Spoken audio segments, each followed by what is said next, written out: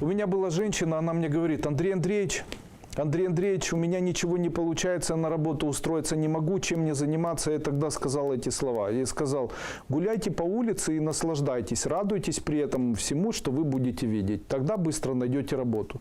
Она говорит: вы с ума сошли, Андрей Андреевич? Мне тут нужно выживать, мне нужно выживать. Я ей тогда сказал, еще раз хочу вам сказать эти слова. Слово «выживать» обязательно приведет вас к тому, что вы будете выживать. У меня есть человек, он говорит: Женя, как твои дела? Это было 10 лет назад. Хорошо. Зарабатываешь? Зарабатываю. Потом спустя 5 лет: Женя, как твои дела? Хорошо, хорошо. С чем занимаешься? Зарабатываю. Я говорю: а сколько ты зарабатываешь? Он говорит: у меня как-то так получается. Я всегда зарабатываю именно столько, сколько мне нужно для жизни. Почему у него это получается? Это у него получается, потому что он живет по принципу Черни, который звучит как: я живу для того, чтобы выжить. Я не живу для того, чтобы радоваться. А как живут богатые люди? Они живут по принципу «не выживай», а заменяют это на слово «радоваться». Вы представляете, я в свое время это понял. Для меня это было как фиксированная задача. Люди, которые выживают, они будут все время стараться выживать. Радостью они не получат от жизни. Как живет человек? Человек, который изменяет в себе состояние выживания на радость, живет по-другому. Вы представляете? Да, человек говорит: я не могу устроиться на работу, я мало зарабатываю, что мне делать? Радоваться. Но как нужно радоваться? Выделять 2 часа времени и ходить и радоваться. Вы представляете? Это убирает у нас элементы выживания. Естественно, чтобы я мог посоветовать этому Жене, моему другу, я ему тогда сказал: ты знаешь, Женя, тебе нужно начать радоваться, тогда ты начнешь зарабатывать больше. Почему? Радуются богатые люди, несчастные, бедные люди. Тогда нужно начать радоваться для того, чтобы стать богатым.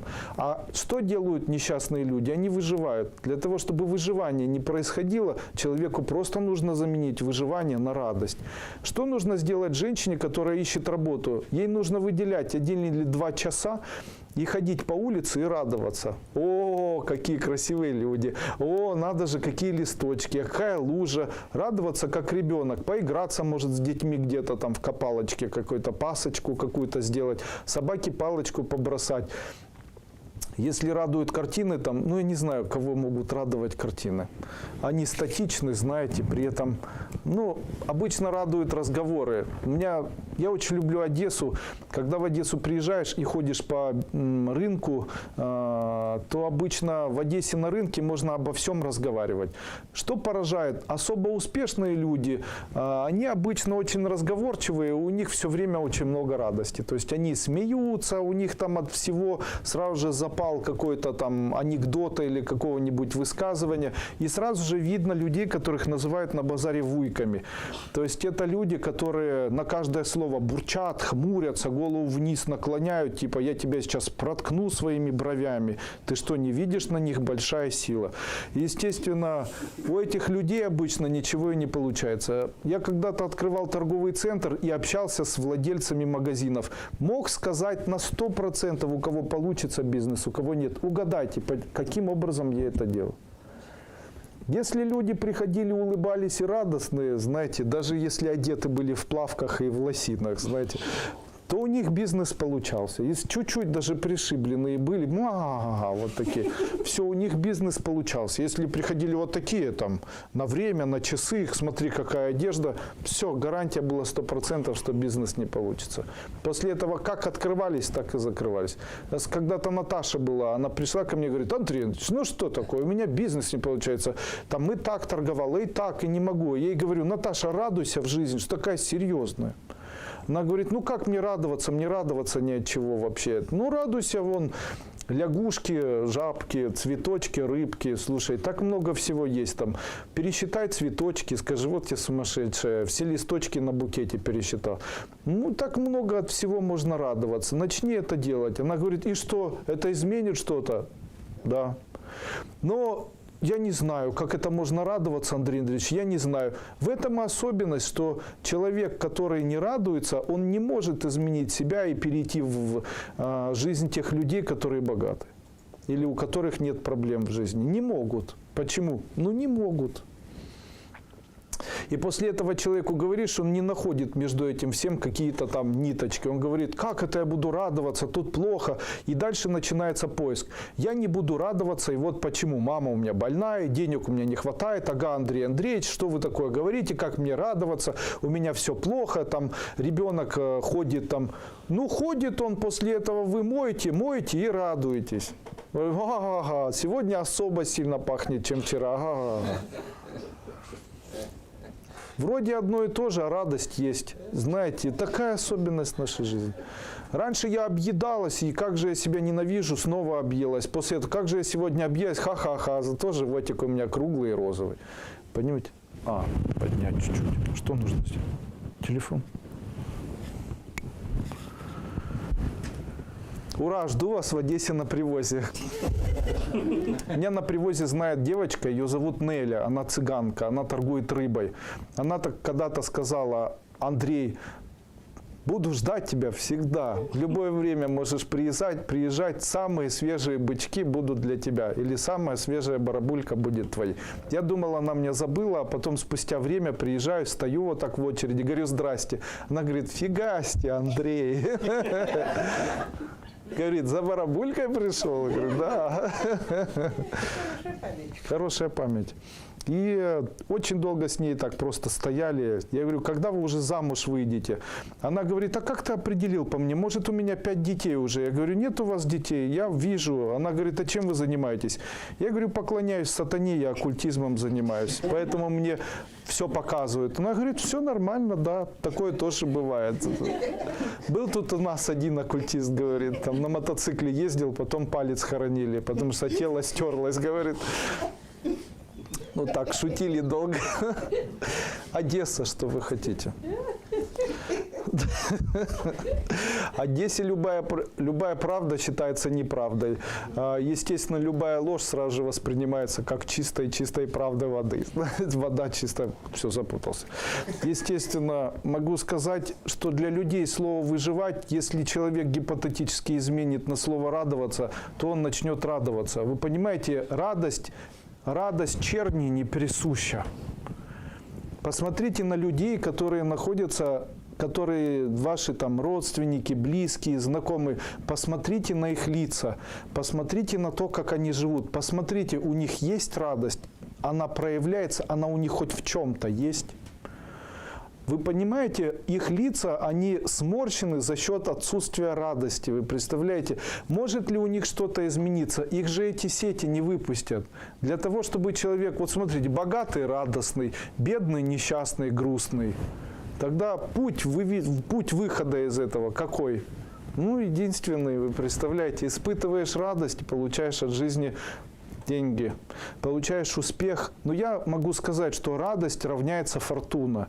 Потому что радостные люди, им улыбается фортуна. А фортуна – это когда ты продаешь дом, и твой только продался. Вот девочка мне звонила, и после этого я открыл ее фотографии. Мы хотим разъехаться, мы живем с родными, и там очень плохо, и дом свой продать не можем. И что нам делать? Почему они не могут продать дом? А радость где? Радости-то никакой. Ну, пусть родят ребенка, ребенок будет давать радость, дом начнет продаваться. А так, почему это должно продаваться? Вот ко мне женщина приехала, говорит: и это мне нравится, и это, хочу дом продать, хочу продать задорого. Когда я продам, что мне нужно сделать? Радоваться ей нужно, потому что она мужа ненавидит, детей ненавидит. Дети почему не живут? Они все бросили, уехали в Испанию, вообще меня бросили, а с мужем. А муж там раньше работал, сейчас не работает, козел дома лежит, вообще у него апатия. Вообще боюсь, что он там сковырнется. А вы, так вот, что не поем, от всего поправляюсь, да тут и власть плохая. Тут и власть плохая, и диабет у меня нашелся. Вы дом хотите продать? Да. На какую сумму? На $1 миллион США. Ну, на $1 миллион вы должны прямо круглосуточно радоваться.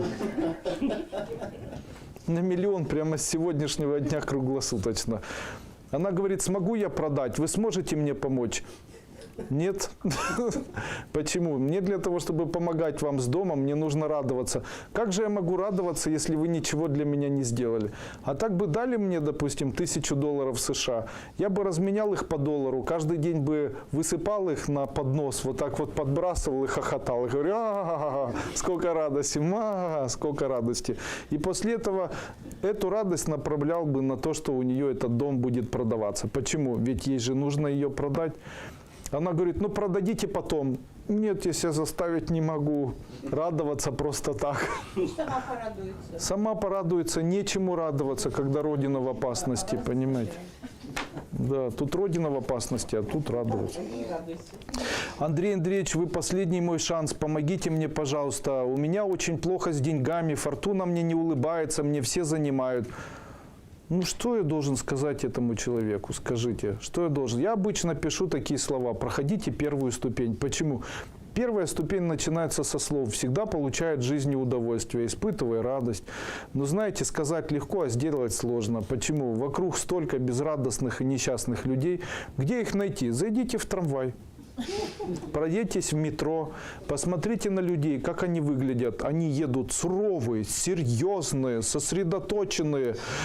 Они, нельзя сказать, чтобы они были злые или находились в негативе. Это хорошие люди, они в середине себя добрые. Они обожают своих близких, они обожают то, чем они занимаются. Они любят, скорее всего, это, но у них никакой радости. У них non-happy, никакой радости, знаете, ничего, никакой радости. То есть приходит человек, ищет безрадостность, находит безрадостность, от еды радости никакой, от сна радости никакой, от детей радости никакой, от проживания в чем-то никакой радости, зима, лето, осень никакой, одежда никакой, там, после этого губную помаду где-то купила, вот, и после этого я хочу много денег. А что они тебе дадут? Ну, я смогу одевать одежду. Ну, давайте гипотетически предположим. Накупила она одежду.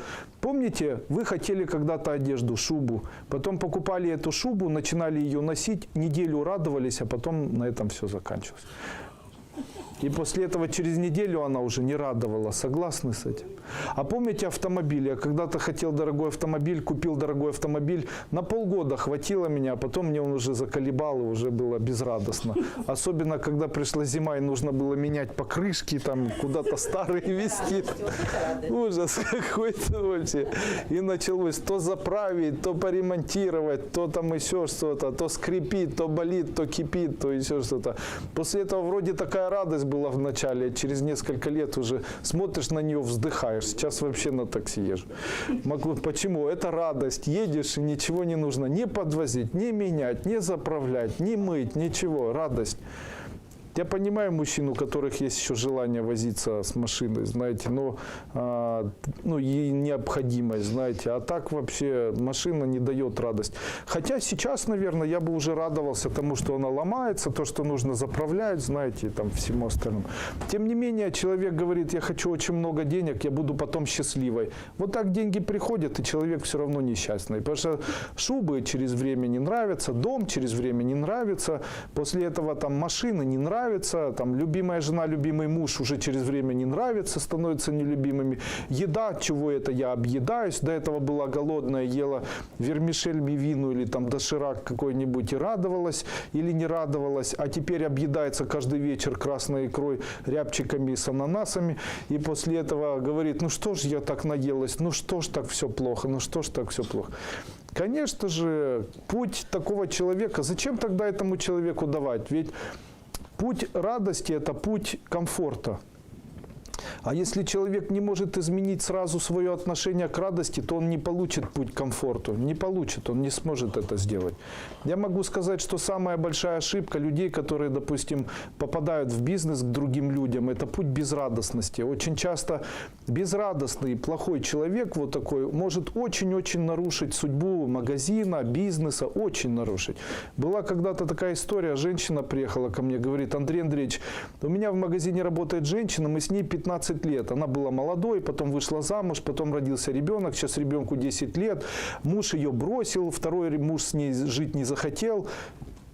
У нее сейчас все время какое-то деление имущества, она все время такая унылая, у нее извиняюсь, трагедии и так далее. Андрей Андреевич, ну вот она, как придешь, рядом с ней постоишь, аж плакать хочется. Я говорю, она сколько времени работает у вас в магазине? 15 лет. А когда магазин перестал торговать? Ну, мы 2 года не торгуем. Я говорю, можно сказать, что 2 года с того момента, как у нее начались неприятности? Она говорит, да. Вы представляете? Ну и зачем ты ее держишь? Ну как же ее выгоню, если это ее последний шанс? То есть ты готова разрушить свой бизнес, потому что рядом с тобой находится такой безрадостный человек, у которого неприятности. А как она сможет изменить эту женщину? Ну никак. Она же ей не скажет, давай радуйся, в жизни будет все хорошо, правильно? А она еще и разрушает бизнес этой женщине, получается. И она говорит, нет, я не смогла ее выгнать, эту женщину, не смогла с ней распрощаться, я все-таки в ответе за тех, кого приручаю. И очень зря, потом несколько лет прошло, она ее обокрала. Потому что тот человек, который от нее ушел, она очень переживала, что он ушел, и после этого он к ней вернулся, а он бывший заключенный. Причем отсидел уже 2 раза, веселый такой алкоголик, наркоман бывший, знаете, и начал дома прививать культуру питья алкоголя, знаете. И вот они плавно начали опускаться, и после этого опустились совместно. И после этого обокрала ее. А что бы было? И, знаете, магазин от этого потерял, потому что магазин был одним из самых ярких в Западной Украине, модой занимался, и после этого потеряли все. Вы представляете? Первый магазин закрыли, потом второй магазин закрыли, ну и окончанием было вот очень большое, крупное воровство и денег, и товара, и так далее. Ну и зачем это нужно было? В ответе была. Да, в ответе была за чужую жизнь. Везение приходит только тем людям, кто радуется тому, что он видит. Я вожу машину с радостью, тащусь, когда за рулем. Да, каждый человек может найти что-то, что его радует. Но дело в том, что это такая особенность. Радость не бывает осознанной. Вы понимаете, радость нельзя осознать. То есть радость – это когда просто нравится тебе. Вот я люблю поесть. Когда я сажусь, я не получаю удовольствия или радость. Мне просто радостно в тот момент, когда я сажусь. Я не концентрируюсь на том, что я получаю. Я так настроил свою жизнь, чтобы все приносило радость. Почему? Радость возникает в тот момент, когда предварительно появляется зажигалка. Вот смотрите, радость – это вата, а зажигалка радости – восхищение. Таким образом, если вы хотите, чтобы радость у вас появилась от чего угодно, перед этим начните восхищаться. О, сколько еды! После этого можете уже на радости не концентрироваться. Ешьте и все. Это будет в радость. Понятно? О, как болит у меня сегодня бок! Ха-ха-ха-ха-ха. Все, теперь он болит, а это вам в радость. Почему? Потому что зажигалка вашей радости – это восхищение. Таким образом, вы включаете у себя вот такую радость, это автоматически сделает вас радостными людьми. Чаще восхищайтесь, чаще удивляйтесь. Не напрасно сказано было в ведической древней литературе о том, что звук А, Ум или О, или Ом, да, как это было сказано, является элементом соединения человека и Бога. Ом или Аум. На самом деле это звук восхищения. Выглядит так. Или О. То есть это звук восхищения. Там же не сказано на вдохе или на выдохе. Поэтому, скорее всего, это на вдохе. Поэтому этот звук и был создан как звук соединения человека с Богом. Чем больше восхищаешься, тем больше радуешься. Чем больше радуешься, тем богаче становишься. Чем больше тебе везет, тем богаче становишься. Чем больше тебе везет, тем лучше отношения с близкими. Тем лучше отношения с работой, тем лучше отношения со всем остальным.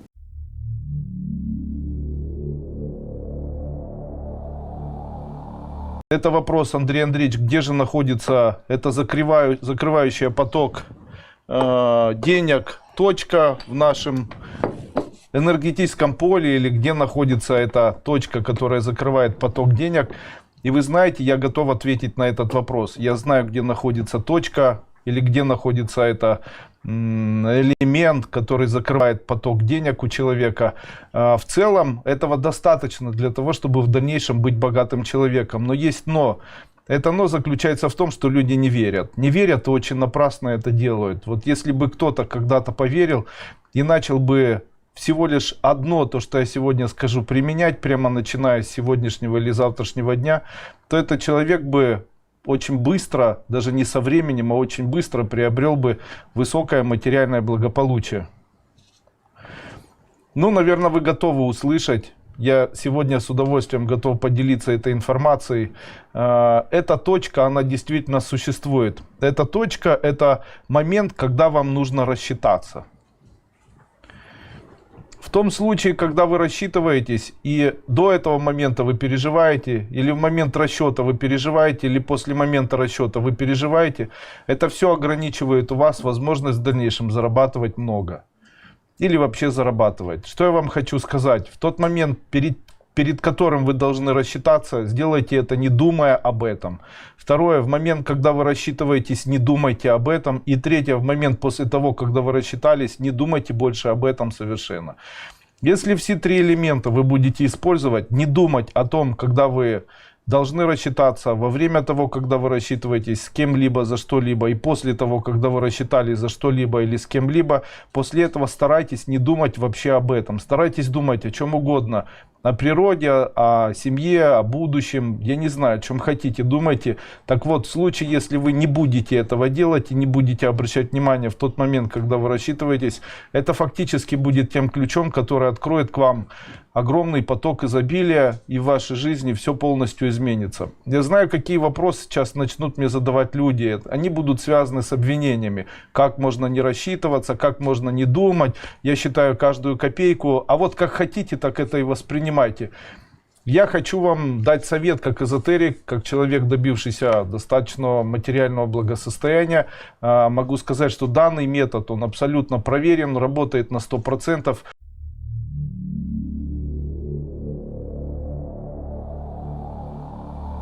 Поэтому я еще раз хочу сказать, что мне ждать от будущего, если вы позитивный человек, испытываете радость и создаете радость вокруг себя, и в сердце у вас радость, то будут только хорошие состояния в вашей жизни. Если у вас тяга, вам физически плохо от похмелья, вам нравится страдать, вам нравится заставлять страдать других, то в вашей жизни будет все плохо, несмотря ни на что.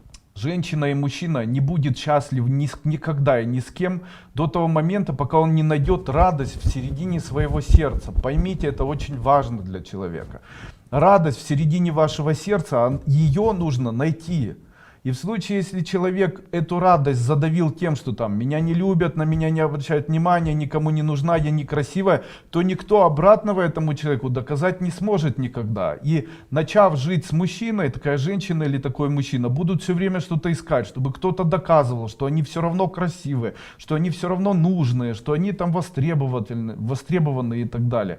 И это всегда будет иметь какую-то проблему. Поэтому найти необходимо сердце в себе, вернее в своем сердце доброту, вот такую внутреннюю радость, внутреннюю сердечную радость. Где мне жить? Неважно где жить. Неважно где жить, если в сердце нет радости, везде будет плохо. С кем мне жить? Неважно с кем жить. Если в сердце нет доброты, с каждым будешь жить и с каждым будет плохо.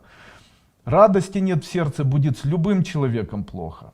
Андрей Андреевич, а что вы можете посоветовать, допустим, тем, кто собирается выйти замуж, как правильно выбирать? Одно могу вам сказать на 100%. Если отношения в самом начале строятся на какой-нибудь лжи и выгоде, особенно материальной, ложь материальная, вернее ложь в отношениях делает людей служителями лжи. При этом ложь является знаменем таких отношений. А если ложь это неправда, то отношения равняются неправде. То есть если отношения, хотя бы с одной стороны, они строились на состоянии неправды и кто-то кого-то использовал, то рано или поздно вся их семья станет ложью, то есть неправдой. А если неправда, то это не так, как есть. То есть фактически семья, построенная на лжи, в дальнейшем лживая и не являющаяся семьей, она уже является ложью, то есть она существовать не будет. На энергетическом плане все, что создано под знаменем лжи, в дальнейшем существовать не будет. Именно поэтому такие семьи распадаются. Там, как это выглядит? Вот я много знаю таких случаев. Там мужчина закончил там училище, уезжать домой не хотел в деревню, ему девочка там понравилась, как он говорил, на самом деле не понравилась. Начал жить, родились дети, он начал жить с этой девочкой, начал бухать, потому что она к нему плохо относится, но он там жил, ребенок чуть-чуть подрос, после этого они разошлись. Кто виноват в этом всем? Мальчик, потому что в самом начале он выбрал девочку, не хотел он ее, то есть это не по любви, это как бы по привычке были, просто они встретились, между ними интим произошел, ему не хотелось уезжать в деревню, то есть было это выгодно, или там девочка приехала, нашла какого-нибудь мужчину, использовала, в квартире его жила, и рано или поздно это все разрушается. Все, что устроено по принципу лживости или использования, оно недолговечно, потому что все, что идет под знаменами лжи,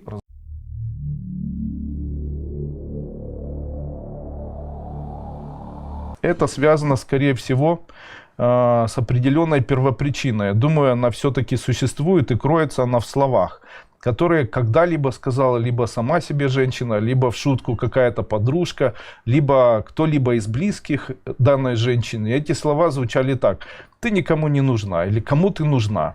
И после этого либо женщина сама себе сказала эти слова, либо близкие сказали, либо в виде издевки или подколки или критики сказал какой-нибудь мужчина или знакомый или незнакомый.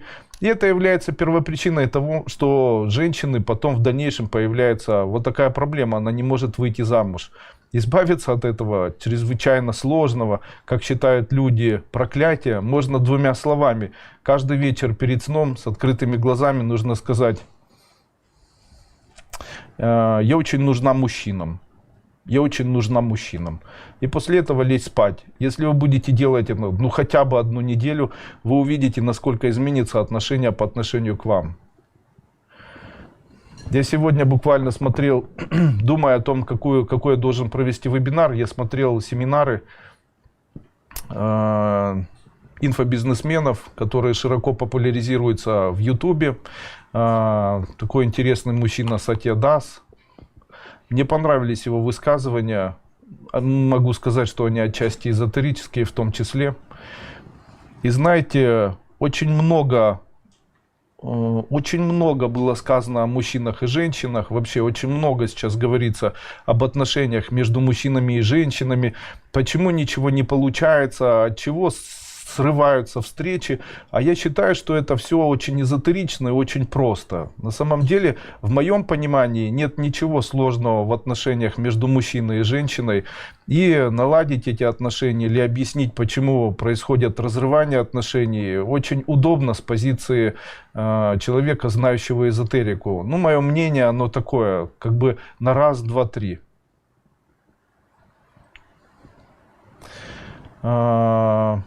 Первое. Женщина не может. Женщины устроены по принципу, почему женщины не выходят замуж. Почему? Дело в том, что у каждой женщины есть определенное качество. Это качество, которое называется разочарование. Очень часто женщины разочаровываются. И это происходит уже на первой встрече. Я объясню вам почему. Дело в том, что вот это разочарование, когда женщина один раз встретилась с мужчиной и после этого говорит: я разочарована, я никому не нужна или мне не нужны они, это и есть те слова, которые являются тем, что потом приведет к тому, что она никогда не сможет найти любимого человека. Что это за разочарование? Почему они происходят? Если какая-то причина, она есть. Это в фактическом, закоренелом аксиоме, которая есть у каждой женщины. Это аксиома, проблема, но с которой справиться невозможно. Если бы ее не было, то женщина не была бы женщиной. Эта аксиома звучит так. Каждый раз, когда женщина идет навстречу, то она видит в этом человеке незнакомого, никого-либо, а если это мужчина, то она видит в него мужа. То есть каждый раз, когда женщина встречается с мужчиной, даже если это просто так встреча, просто поговорить или просто посидеть, она видит в этом человеке фактически мужа. Естественно, если не совпадают у них вибрации, если не совпадают идеи, если не совпадают поведение человека или ее поведение не нравится мужчине, то между ними происходит разрыв. И это фактически приводит женщину к тому, что она разочаровывается и говорит: я не нужна, все мужчины такие. И это фактически приводит в дальнейшем к тому, что такая женщина ну, ей очень сложно воспринимать потом мужчин в априори как людей нормальных. Но это же ничего не значит. Если рассмотреть данный концепт, то можно сказать, что женщина, которая не будет на каждой встрече глядеть на мужчину или думать о мужчине как о потенциальном муже, ну, для нее выбор любимого мужчины будет проще, и, скорее всего, в жизни состоится однозначно любовь, и однозначно появятся очень хорошие отношения. Но это, наверное, пункт 1, который очень часто интересует женщин. Ну, наверное, пункт 2. Почему женщины не могут жить с мужчинами? В чем эта проблема заключается? И я ее тоже понимаю с позиции эзотерики. Она банально и буквально как бы лежит на поверхности. У каждой женщины есть качество такое. Это качество отношения по отношению к тем людям, которые находятся в ее семье, как к ребенку. И особенность женщины заключается в том, что если она начинает жить с мужчиной, то рано или поздно, для того, чтобы жизнь была прекрасной, ей придется все равно относиться к этому мужчине не как к мужчине, а как к ребенку.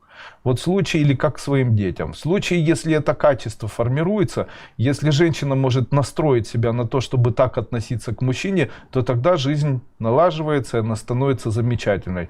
Но если женщина старается относиться к мужчине так, как будто он мужчина, то есть он обязан, он должен, то это в дальнейшем приводит рано или поздно к тому, что между ними происходит разрыв отношений, и вот появляется ряд каких-то проблемных.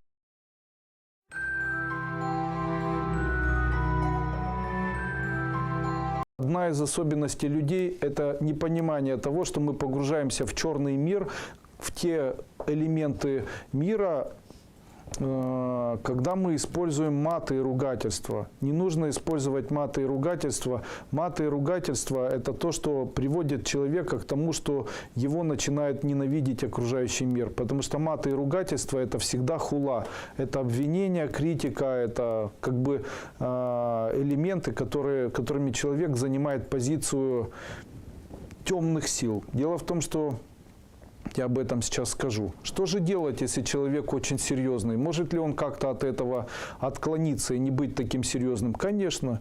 Я могу вам дать очень хороший совет. В тот момент, когда вас кто-то раздражает, в тот момент, когда вы очень серьезные, начните становиться на время помешанными, сумасшедшими. Хотя бы на 1 секунду, внутри себя, внешне, хоть как-то. Я могу вам сказать, в мире серьезных людей конкурентоспособные только сумасшедшие. Или на время помешавшиеся. Серьезно. Это такая особенность нашей жизни. До того момента, пока вы серьезные, решений никто не примет. Когда человек серьезно... Что происходит, когда у человека появляются неприятности? Он сосредотачивается, становится серьезным.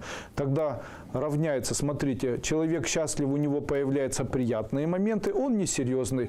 У человека появляются неприятные моменты, он серьезный. Тогда как жить так, чтобы неприятных моментов не появлялось? Каким человек должен становиться? Несерьезным. Он должен внешне быть несерьезным. И еще раз повторю, и потом еще раз повторю, еще 100 раз скажу. Я говорил уже о концепции проявления чувственной или душевной нежности. О том, что человек должен проявлять свою нежность и над этим работать.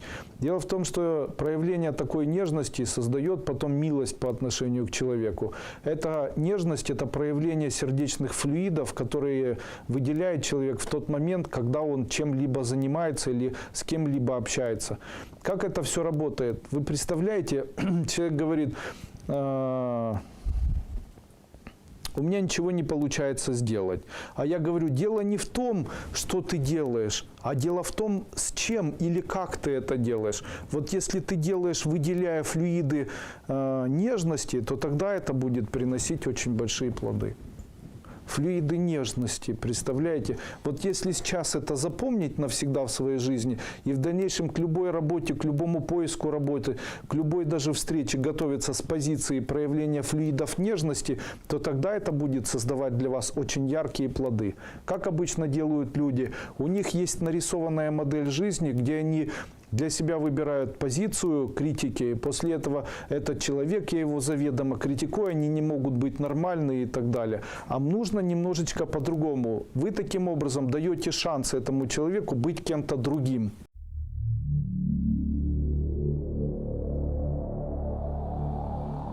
Я хочу сегодня задать вопрос.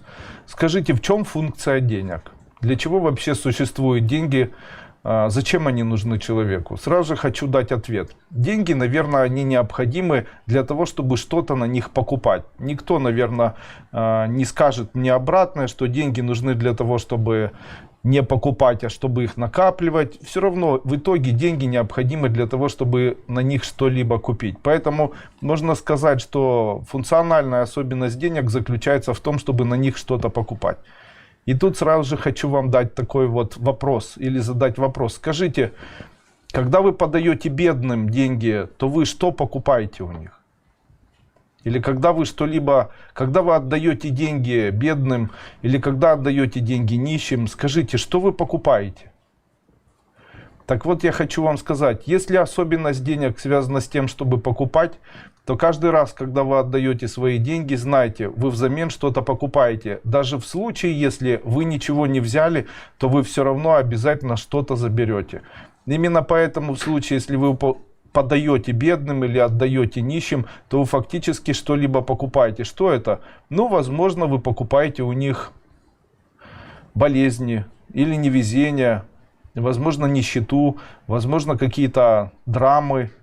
В общем, перед тем, как вы начнете помогать деньгами кому-либо, я бы советовал немножечко подумать в данном контексте, рассмотрев это с позиции вот такой эзотерики. Также хочу сказать, что сразу же, наверное, хотелось бы ответить на вопрос, а что же делать, если хочется помогать, неужели этого не стоит делать? Я могу сказать вам, как я поступаю. В случае, если я хочу кому-либо помочь, я стараюсь узнать, в чем основная проблема данного человека. Допустим, человек говорит, мне не хватает денег, я хочу приобрести какие-либо препараты. После этого я говорю этому человеку, хорошо, я тебе помогу. И после этого покупаю сам эти препараты и отдаю эти препараты в виде помощи для данного человека. Когда человек берет эти препараты, то я фактически у него ничего не покупаю. Я ему отдаю препараты, которые купил на свои деньги. То есть я это сделал для этого человека. Вот это является правильной помощью. А финансовая помощь, когда просто отдают человеку другие люди деньги, является элементом покупки. И очень часто люди совершают ошибку.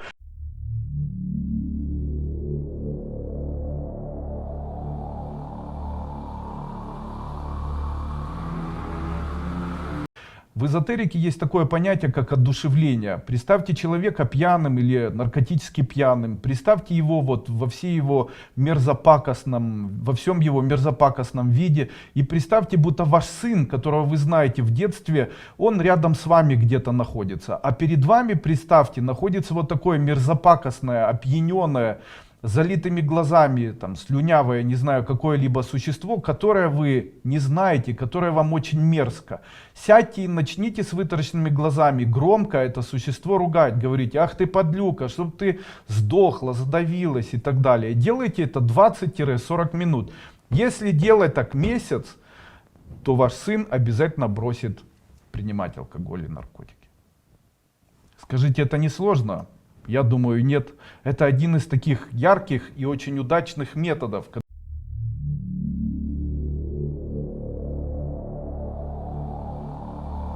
Очень часто люди говорят, Андрей Андреевич, куда мне переехать, куда мне переехать? Я хочу вам ответить на этот вопрос еще раз. Вы понимаете, бессмысленно жить где-либо. В случае, если в сердце радости нет, то все равно где ты находишься.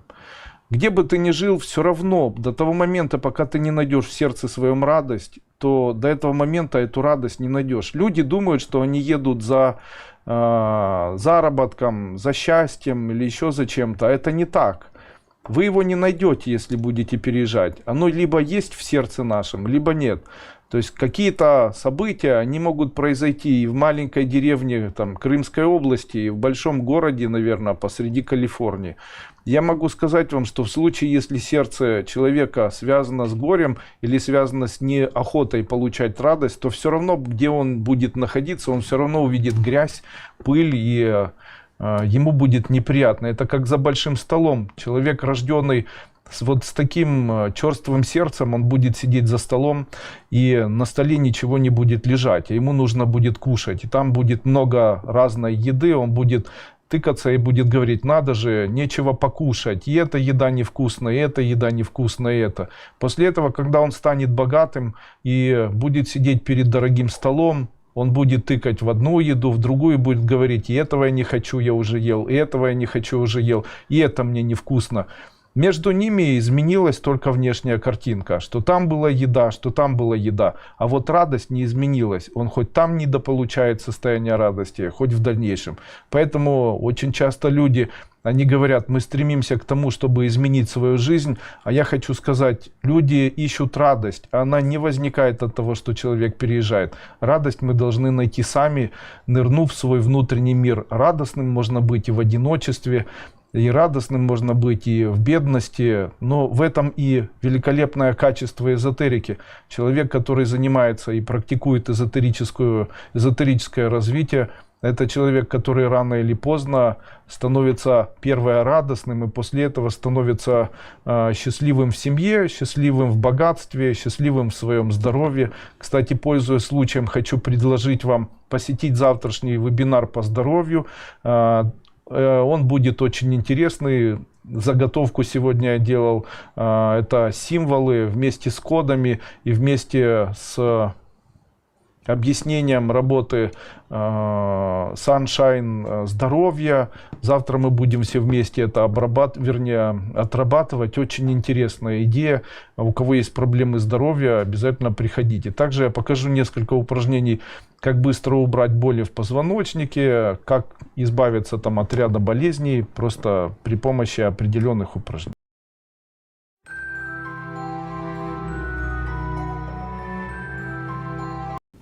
Люди, я вас убеждаю, ни в коем случае не фантазировать. Я хочу вам сказать, если у вас есть фантазии, делайте эти фантазии. Я даже могу сказать, что не нужно фантазировать, фантазии это нехорошо для человека. Вы должны понять, фантазии уводят человека в пропасть. Я понимаю, программы, это когда человек говорит: скоро у меня это появится, и там после этого ставит программу. Но когда человек фантазирует, и это будет, и вот так оно будет, и вот так, и это считает программой, и считает правильно, так могу вам сказать, этого не произойдет никогда. Почему? Фантазия – это один из элементов, который не дает человеку создать правильный путь движения в вашей жизни к намеченным задачам или намеченным целям. Когда человек говорит: а если у меня никаких задач и целей нет, я могу вам сказать сегодня, я скорее всего скажу, что сделать, чтобы они появились. Когда у человека нет задачи, нет целей, и он не знает, к чему ему стремиться, ему необходимо иметь желание быть прославленным или известным. Кто вам мешает становиться прославленными или известными людьми? Человек должен над этим работать. Дело в том, что выросший эгоизм внутренний, он помогает человеку чувствовать себя потом состоявшимся. Дело в том, что это одно из условий нашей жизни. Одно из условий нашей жизни – это стремление к чему-то большему. И когда уже ничего не нужно, человек должен хотеть славы или известности, или успеха в этом направлении. Поэтому я очень рекомендую, чем бы вы ни занимались, старайтесь в этом направлении прославиться или быть людьми, которые станут очень известными в этом направлении. Слава Богу, сейчас хватает интернета. Естественно, если вы занимаетесь там пошивом, к вам приходят клиенты, и вы просто шьете, не забывайте об одном условии нашей жизни, о том, что вам необходимо прославиться. Каким образом вы должны это сделать? Снимайте мини-видео, делайте так, чтобы у вас это шло в Ютубе. Не делайте ничего для того, даже чтобы там с Ютуба вам кто-то писал и так далее. Почему? Одна из особенностей материального роста заключается в том, что человек обретает славу. Вы представляете славу? Когда я в свое время начал просматривать духовных людей, которые изображены на иконах, у меня все время возникала такая идея. Я думал, почему у них нимбы над головой? Что эти нимбы обозначают? И что же это такое? И оказалось, когда я начал замечать нимбы у людей, когда Путина награждали очередным там, званием Героя Российской Федерации, когда там героев Российской Федерации назначали там, или там, чем-то награждали, я начал замечать, что у этих людей есть нимбы. Нимбы, как у настоящих святых. Но я могу сказать вам, что эти люди точно не святые. То есть генералы армии не святые, там полковники какие-то разведки, они точно не святые люди. Естественно, вообще не святые. Тем не менее, будучи человеком ясновидящим, я видел, как вокруг их голов появляются вот такие нимбы. И я понял, это нимбы их известности. Таким образом, человек, двигающийся к известности, он стремится к тому, чтобы не столько прославиться, сколько стать материально более успешным человеком.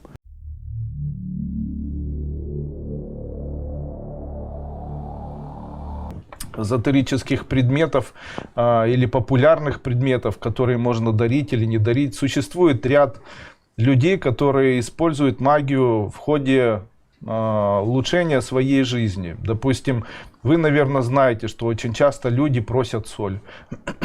Соль является компонентом Земли, является минералом, которому соответствует элемент Луна. В случае, если у человека забирать элемент Луна или забирать у него соль, то у человека исчезает желание, мотивация, творчество и появляется лень.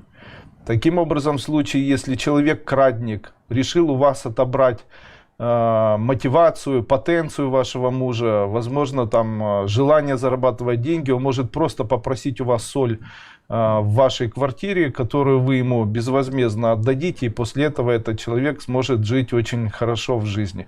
Так очень часто крадники используют даже определенные слова. Допустим, слово «благодарю» можно расценивать крадником как слова, при котором он может сказать: «Хорошо, я забираю твои блага».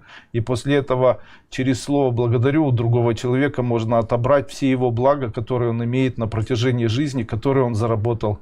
Или когда человек говорит «я люблю тебя», то человек говорит: «Хорошо, я принимаю». Через это он может забрать у другого человека большое количество везения в материальном смысле этого слова. То есть человек забирает фактически элемент магии денег, то есть забирает у человека деньги, забирает возможность зарабатывать эти деньги. Была одна история, одна женщина обратилась ко мне и говорит: жили с мужем хорошо и после этого разошлись. Она говорит: ну и у меня такая ситуация была, в этом участвовала моя подружка. Я говорю: а как это произошло?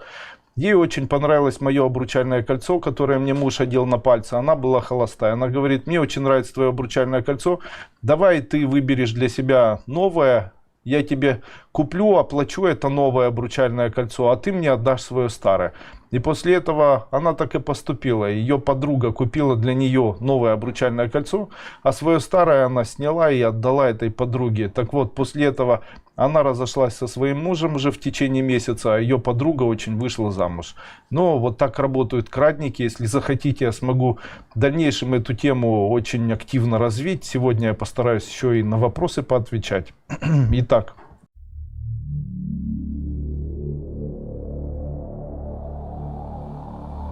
Такой обряд существует, выполнять его очень несложно. Как быстро помириться с человеком? Раз. Как помирить между собой детей? Два. Как примирить между собой человека, который обижается, с человеком, на которого он обижается? Как сделать так, чтобы они даже на расстоянии начали друг друга любить, помирились, начали друг к другу хорошо относиться и так далее? Конечно, это все существует. Есть такой обряд, я о нем уже многократно говорил во время проведения своих вебинаров, тем не менее вы не хотите его запомнить. Давайте еще раз сегодня его скажу. Вот смотрите, перед тем как человек, или слушайте, перед тем как человек, допустим, приходит домой и знает, что дома его ждут с напряжением и возмущением, и возможно должен сформироваться и проявиться скандал, как он может магически повлиять на то, чтобы этого скандала не было? Я могу вам сегодня еще раз это сказать. Он должен представить, будто он заходит в квартиру и обнимается очень крепко с теми людьми, которые дома находятся. При этом он представляет, будто они прижимаются лицом или очень крепко его обнимают, или даже целуют. И после этого звонить тут же, и тут же будет примирение. Также необходимо и всех не любящих друг друга людей примирять между собой. Я представляю одного человека, который ругается, допустим, дочь, и отца, который ругается на дочь. И после этого я представляю, как они подходят медленно друг к другу и обнимают друг друга очень крепко. Не нужно представлять, будто они друг другу что-то говорят, как это необходимо делать. Раз представили, будто они встали, два представили, будто они обнимаются, три забыли об этом. И сделать вот таких, я их назову, подходов, 3 или 4 или 5, это и называется метод обнимашек. Вот таким образом, обнимаясь, можно научиться эзотерически влиять на тех, кто к вам плохо относится. Допустим, у вас есть человек, который должен подписать какой-то документ. Вы представляете, будто вы с этим человеком встречаетесь и крепко обнимаетесь. После чего входите к этому человеку, он подписывает ваши документы или идет на просьбу, которая должна быть. То есть, если вы хотите ориентировать мир на то, чтобы мир хорошо к вам относился, необходимо представлять того человека, который плохо к вам относится, как человека, который искренне вас обнимает и прижимает к себе. Вот так. Очень удобно это делать, очень рекомендую.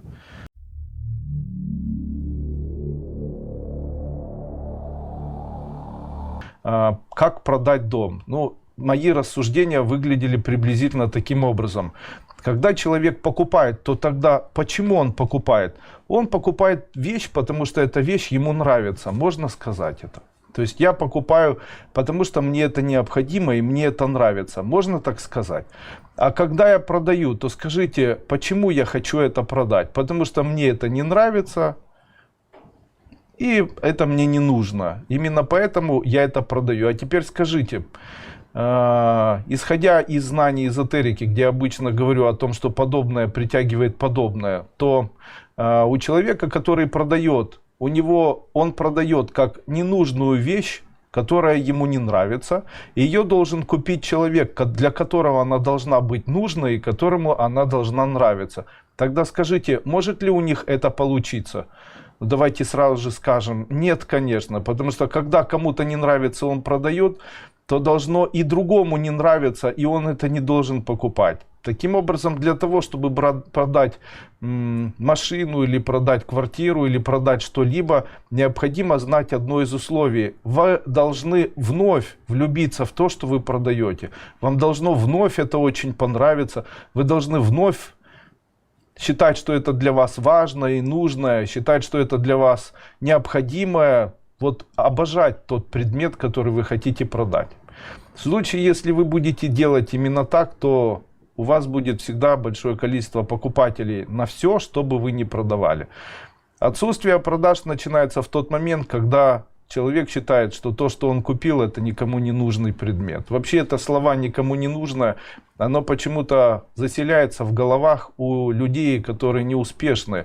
Они стараются найти идею, омрачить или заставить себя думать, что те предметы, те вещи или там то, что они покупают или пытаются перепродать, это никому не нужные вещи. И после этого, когда они об этом думают, то они считают, что если они им не нужны, то не нужны никому. И в этот момент начинается самая основная проблема с продажами. И после этого у человека не получается ничего продавать. Для того, чтобы у человека получалось продавать, он должен влюбляться в ту вещь, которую он пытается продать. Как эзотерик работает с другими людьми? Допустим, он смотрит на чей-то магазин, после этого говорит: ой, какой магазин красивый, красивые потолки. И как же мне хотелось бы, чтобы у меня были такие тарелочки, чтобы были такие продавцы, чтобы такие витриночки, и чтобы это было вот так. И после этого делает все для того, чтобы появилось ощущение, будто это очень необходимо и нужно людям. И после этого, естественно, такой товар будут покупать. Есть всего лишь изменить в себе настрой по отношению к тому товару, которым ты торгуешь, или по отношению к тому предмету, который тебе необходимо продать. И в этот момент тебя сами находят продавцы и сами находят люди. конечно же, вот это слово никому не нужное, но самое опасное, самое ненужное и самое, наверное, вредное, которое может поселиться, я его и считаю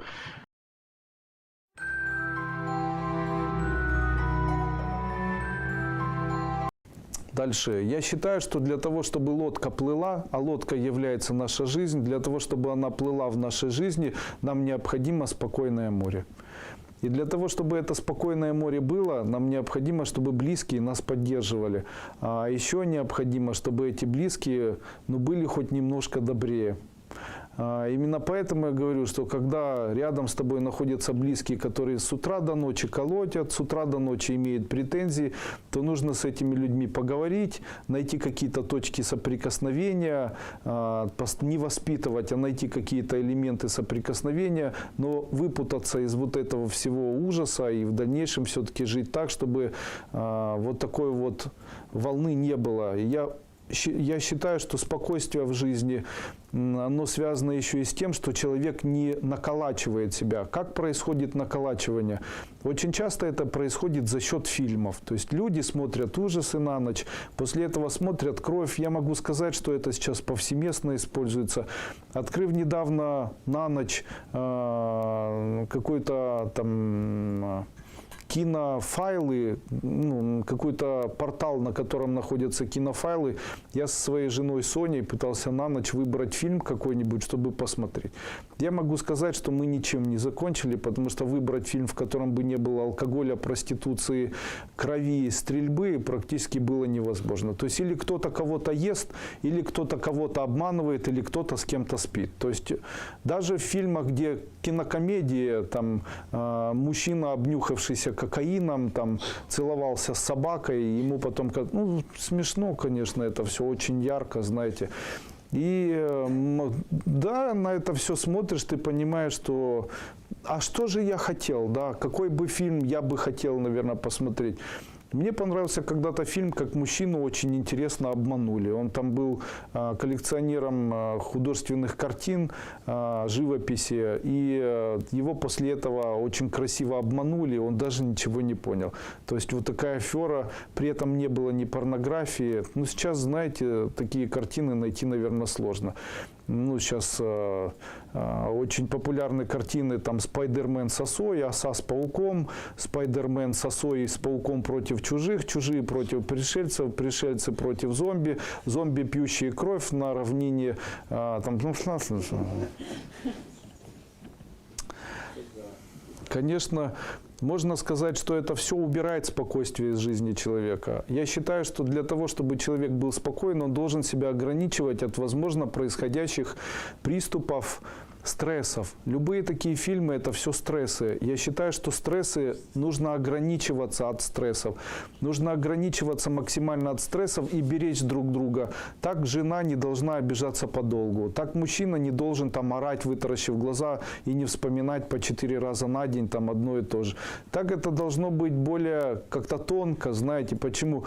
Кто еще будет оберегать друг друга, как не мы сами, знаете. Тот момент, когда вы хотите накричать в очередной раз, выключайтесь через пару минут. Не нужно это раскручивать на 30 минут и после этого через 30 минут вспоминать еще на 30 минут, как эхо, и утром вспоминать, вечером и на следующий день. Потому что это все стрессы. Вы должны знать, чем больше стрессов, тем меньше денег в нашей жизни. Чем больше стрессов, тем меньше везения. А везение является ключевой вот такой чертой для того, чтобы у человека появлялась возможность и зарабатывать, быть успешным и быть где-то, может быть, целеустремленным. Если дома бесконечные стрессы, то в ваших силах ограничивать себя от микрострессов. Не смотрите гадкие фильмы. Если есть люди, которые вам пишут какие-то сообщения плохие, заблокируйте этих людей, заблокируйте телефон этих людей, кто что-то очень плохое вам там пишет, звонит, там что-то говорит и так далее. Даже если без них жить не можете, блокируйте на неделю, пусть их хоть неделю в вашей жизни не будет.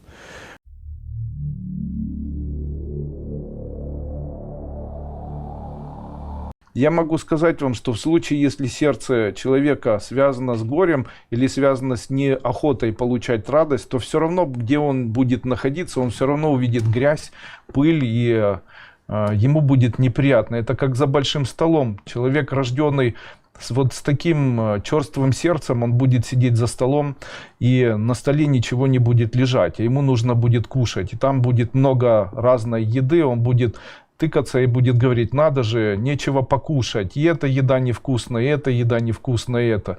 После этого, когда он станет богатым и будет сидеть перед дорогим столом, он будет тыкать в одну еду, в другую, будет говорить: и этого я не хочу, я уже ел, и этого я не хочу, уже ел, и это мне невкусно.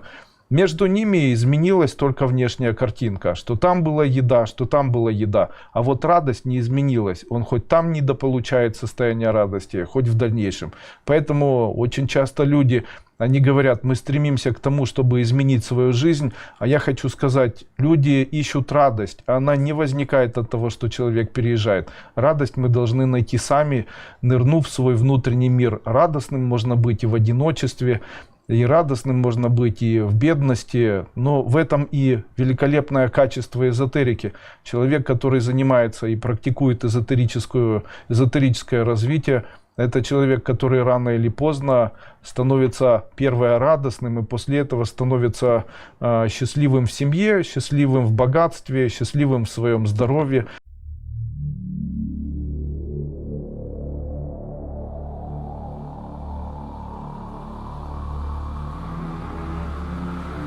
Слова Андрея Андреевича очень часто говорят: ну все, давай пока. Что им нужно давать? Давайте я вам сегодня объясню. Слово «пока» — это слово сокращенно звучит так: покайся. И когда человеку говорят давай покайся, это предложение в том, чтобы человек покаялся. Таким образом, каяться — это сожалеть о поступке, который ты совершил. Именно поэтому, когда человек говорит давай покайся, то это нормально, потому что каждый такой поступок человек там мог наврать или еще что-то сделать, и человек ему дает совет: иди покайся в том, что ты это со мной сделал. Ну, такой вот народный стёб получился. Мне очень не нравятся люди, которые говорят, что спасибо — это сокращенное «спаси Бог». А теперь сами подумайте, это что же за верующие люди такие, которые сократили самое священное слово «Бог», убрав из него одну букву? Это же ужасно. Люди верующие или человек верующий, он никогда в жизни не сократит слово «Бог». Никогда. Поэтому, когда человек, это как сказать Иисус Христ. То есть «спаси Бог». То есть спасибо — это спаси Бог, только сокращенная буква Г. Алло, так не может быть. Потому что нельзя Бога сократить. Можно спаси сократить, может спас Бог. Вот тогда вот я бы поверил, знаете, спас Бог — это значит спасибо. А спасибо — и это сокращенное Бог. Нет, так не будет, это неправильно, это не Бог сокращенно. Бога нельзя сократить, потому что для верующего человека это нонсенс, понимаете. И люди, которые говорят там спасибо — это спаси Бог. Нет, Бог никто не мог сократить. Спасибо — это спаси от боли. Бо — это боль. Бо. Что у тебя, бобо? Говорят так люди? Говорят? Конечно, говорят. У тебя что там сегодня? Ой, у меня голова бобо. Вот, голова болит. То есть по-другому это спасибо. То есть спаси от боли человека. То есть когда говорят спасибо, то говорят: пусть в твоей жизни не появляется боль душевная, чувственная, какая-либо еще. Далее. Ничего себе очень часто люди говорят, я уже об этом когда-то рассказывал. Когда человек говорит ничего себе, то это некий ритуал. Это ритуал продавцов. Обычно, когда люди приходили на базар, то кто-нибудь что-то рассказывал и говорил там: о, а вы знаете, у тети Лизы сегодня котята, вернее кошечка принесла котят. И человек, который продает, допустим, там шапочки какие-то, слушая это все, говорит: да что вы говорите, ничего себе. И после этого про себя проговаривает: все тебе. Тем самым у человека появляется некая сеть, которая заставляет этого человека приобрести или купить все, что есть в магазине. Но люди слышат только то, что сказано вслух. А при этом это как привычка пошло, скорее всего, из Одессы, где люди на базаре торговали таким товаром, зная, что такое ничего себе, говоря мысленно: все тебе. При этом люди научились произносить только «ничего себе». Когда они говорят «ничего себе», то может найтись такой человек или найтись такой человек, который про себя скажет слова «ничего себе». И он про себя скажет «все мне». Тем самым, когда человек говорит «ничего себе», он отказывается от того, что у него есть. И человек, который про себя говорит «все мне», забирает то, от чего человек отказался. Далее, плохое слово «благодарю». Почему? Потому что благодарить чужому человеку не нужно. Так как в случае, если один человек скажет «благодарю», а другой скажет «хорошо, я принимаю», то он фактически у этого человека заберет благо, и причем заберет их надолго. И это называется магическое влияние черной магии. Делать так нельзя, потому что свое заработанное собой является честно заработанным, а все сворованное бесчестным заработанным. Человек, когда ворует, он идет как бы путем тьмы.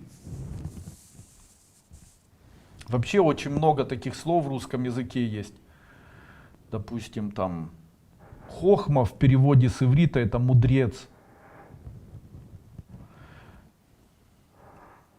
Юбилей это йовель, 50 лет, тоже в иврите. Ну, там очень много есть этих разных текстов. Суббота это шувота. Это значит покаяться. Балда это балдат, мудрец, дурак и так далее. То есть это ряд иудейских или еврейских слов.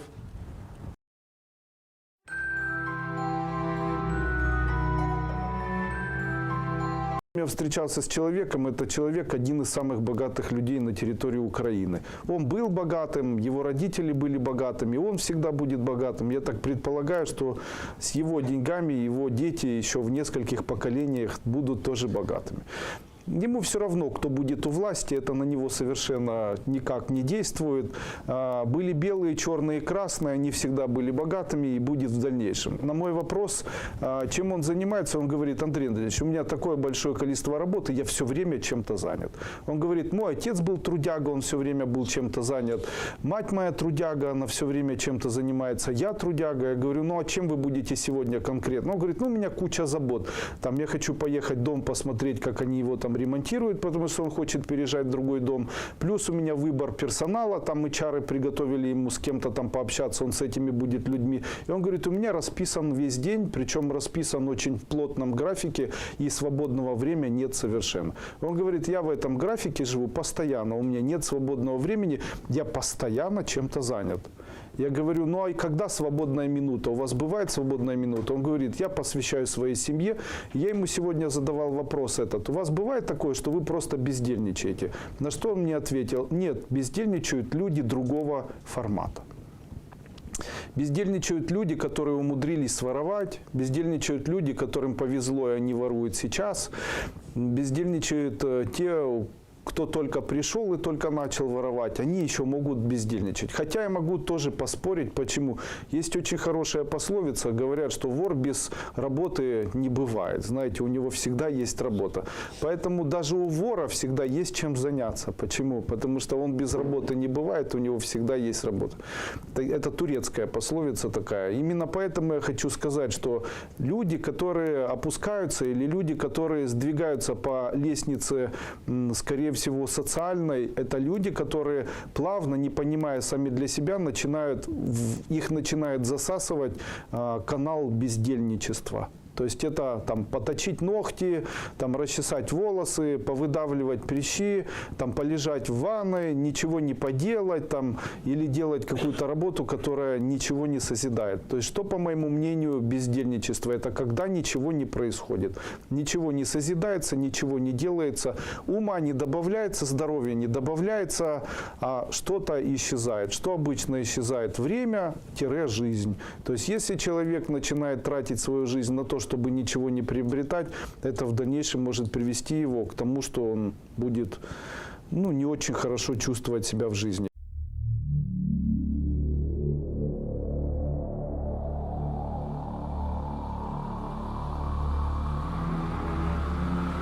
Проблема людей обычных в том, что они очень красиво разговаривают, но стоит дойти до дела, и они тут же начинают тормозить. Почему?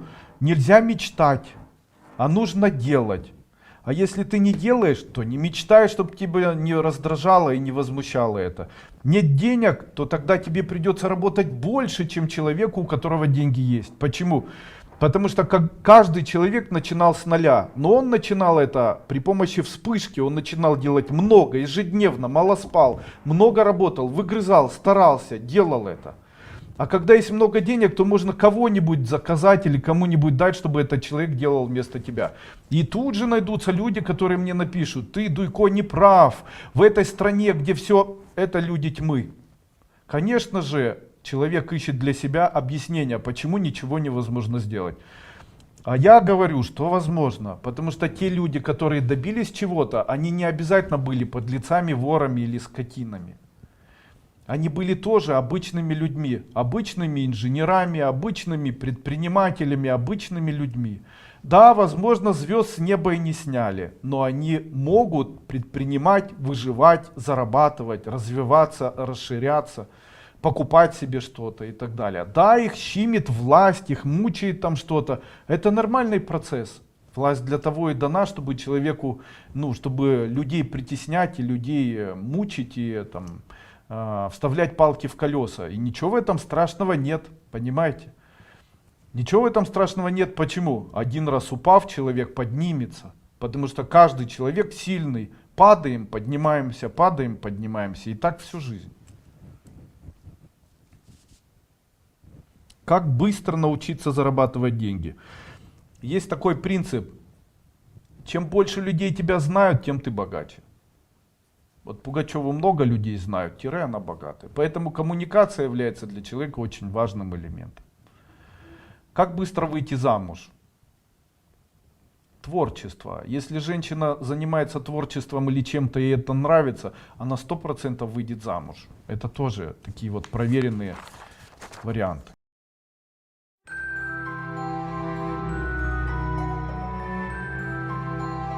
Очень часто людям мешает пьянство. Люди просто не понимают, что каждый раз, когда мы расслабляемся и выпиваем алкоголь, то мы снижаем свои тона. Когда человек выпивает, он должен поставить тире и написать: когда я выпиваю, я становлюсь невезучим. Дело в том, что это основа нашей жизни. Люди, которые достигают богатства, или люди, которые управляют другими людьми, они обычно прививают этим людям возможность выпивать алкоголь. Почему? Когда человек выпивает алкоголь, он становится немножечко бессовестным, у этого человека появляются немножечко бесчеловечные идеи, и плавно этот человек опускается. Когда человек выпивает долго, он становится не таким быстрым, его сознание не становится, наоборот, становится более медлительным. Я понимаю, что каждому человеку необходимо расслабляться.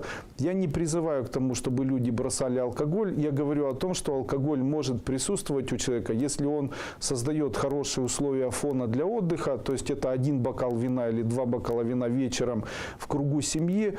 И я совершенно противник того, что люди встречаются, там, имея семьи, встречаются с другими людьми для того, чтобы выпивать. Я считаю, что будущего нет у людей, которые, имея жену, ездят там в клубы или на дискотеки, или имея мужа, встречаются с подругами, с которыми они выпивают. Будущего у таких людей обычно не бывает. Это не чтение лекций просто. Я могу сказать вам, что это один из тех путей, которые приводят человека к тому, что он даже сам не будет понимать, как станет бедным и несчастным человеком.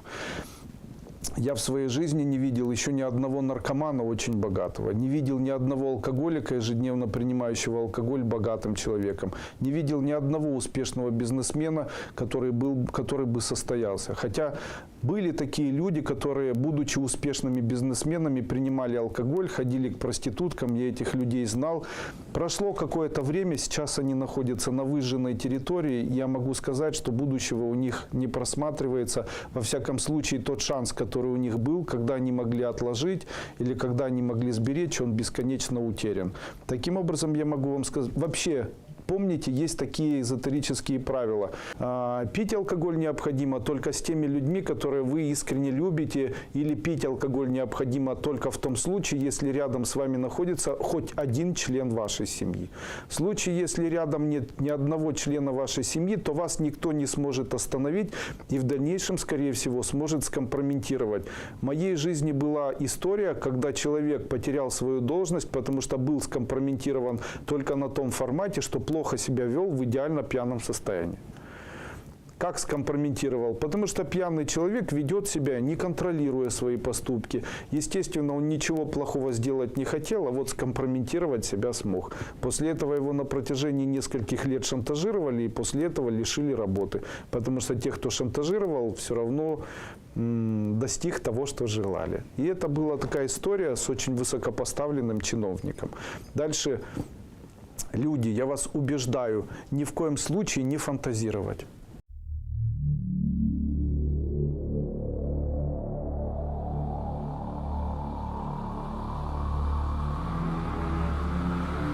Ложь материальная, вернее, ложь в отношениях делает людей служителями лжи. При этом ложь является знаменем таких отношений. А если ложь это неправда, то отношения равняются неправде. То есть если отношения, хотя бы с одной стороны, они строились на состоянии неправды и кто-то кого-то использовал, то рано или поздно вся их семья станет ложью, то есть неправдой. А если неправда, то это не так, как есть. То есть фактически семья, построенная на лжи, в дальнейшем лживая и не являющаяся семьей, она уже является ложью, то есть она существовать не будет. На энергетическом плане все, что создано под знаменем лжи, в дальнейшем существовать не будет. Именно поэтому такие семьи распадаются. Там, как это выглядит? Вот я много знаю таких случаев. Там мужчина закончил там училище, уезжать домой не хотел в деревню, ему девочка там понравилась, как он говорил, на самом деле не понравилось. Начал жить, родились дети, он начал жить с этой девочкой, начал бухать, потому что она к нему плохо относится, но он там жил, ребенок чуть-чуть подрос, после этого они разошлись. Кто виноват в этом всем? Мальчик, потому что в самом начале он выбрал девочку, не хотел он ее, то есть это не по любви, это как бы по привычке были, просто они встретились, между ними интим произошел, ему не хотелось уезжать в деревню, то есть было это выгодно, или там девочка приехала, нашла какого-нибудь мужчину, использовала, в квартире его жила, и рано или поздно это все разрушается. Все, что устроено по принципу лживости или использования, оно недолговечно, потому что все, что идет под знаменами лжи,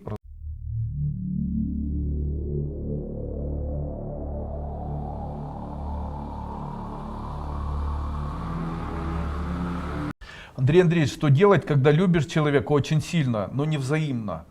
Вся жизнь так устроена. Человек мечтал о том, чтобы найти человека, которого будет обожать. В тот момент, когда он нашел человека, которого обожает, то этот человек не должен обожать. Почему?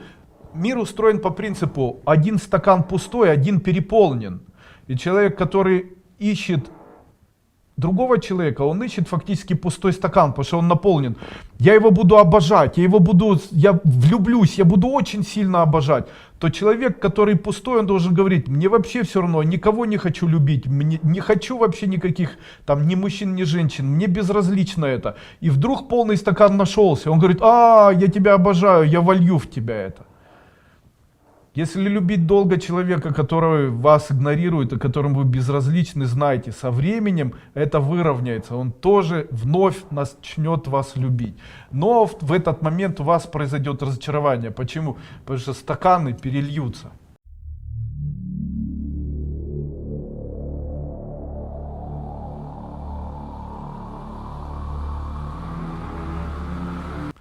Точно так же и с этим бизнесом, понимаете, каждый раз, когда человек, допустим, пробует, то он пробует, у него не получилось, он же так не сделает второй раз, пробует, не получилось, он так не сделает третий, но не стоит отступать, потому что он, скорее всего, найдет ту нишу, у него, скорее всего, получится. Главное пробовать, потому что ты не угадаешь никогда, если ты не будешь пробовать. Именно поэтому, когда человек начинает заниматься бизнесом, он должен им заниматься.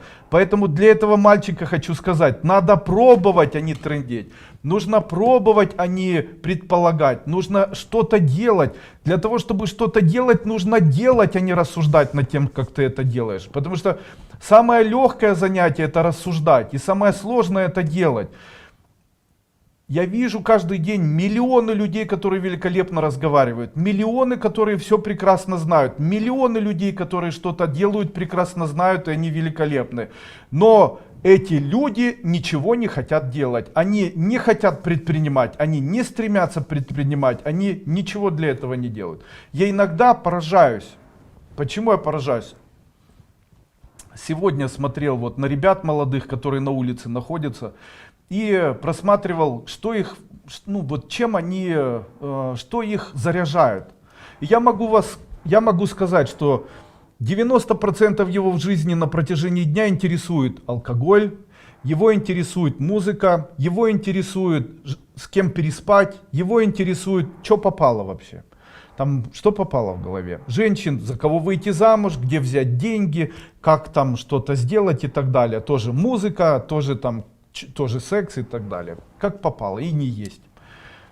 После этого я вот что подумал. Если бы человек, который занят всем этим маразмом, был также сосредоточен на том, как заработать, то у нас бы не было бедных людей вообще. Люди о чем угодно хотят думать, они что угодно хотят делать, они хотят свои груди выставлять, я не знаю, там губы выставлять, все, ну там выставляют, потому что хотят их продать, это понятно. Но там все что угодно хотят делать и все что угодно делают, не сосредоточившись, и у них не хватает денег. Так можно этого всего не делать, можно просто сосредоточиться на том, что ты хочешь заработать деньги, искать. Если бы эти дети были целиком сосредоточены на том, чтобы зарабатывать деньги, и все их мысли были бы в это погружены, то они были бы следующими миллиардерами, даже не миллионерами. Даже в тех странах, которые есть. Есть ли люди, которые в Уганде стали миллиардерами? Да. Самые бедные страны Африки, Заир, Зимбабве там, и так далее. Там есть люди местные, которые не были у власти, которые стали в дальнейшем сверхбогатыми людьми. Как они это сделали? Потому что они не рассеивали свое внимание на чепуху разную, на то, что кто-то влияет, портит, сглазивает, там, беспокоит там, и так далее. Они были нацелены на то, чтобы бесконечно думать о том, как заработать. Когда человек бесконечно думает о том, как заработать, к нему идеи приходят. А почему так происходит? А люди сейчас, понимаете, у людей сейчас какая-то такая тенденция. Сейчас все перешло в виртуальный мир. Смотреть на то, как кто-то живет, не жить самому, это нормально. Смотреть, заниматься, извините, даже секс уже стал у нас виртуальным. Люди живут в заключении. Жизнь, самая высокая драгоценность сейчас разменивается на то, чтобы смотреть на чужую жизнь в интернете. Гораздо важнее чужая жизнь в интернете в виде сериалов, в виде инстаграм-страниц, в виде чьих-то фотографий. Важнее, это важнее. А своя жизнь не имеет значения. Людей это вдохновляет. Ну, я сделать с этим ничего, к сожалению, не смогу. Ну или к радости. Но самое дорогое, что есть у человека, это его собственная жизнь. Я об этом раньше говорил. И при этом человек это все меняет на что угодно, лишь бы не жить. То есть они меняют на таблетки, лишь бы не жить. Они меняют на, не знаю, там, что угодно, лишь бы не жить. На телефон, на таблетки. Они стараются убежать из этой жизни, она кажется им плохим. Но она же самая дорогая, ведь ты живешь.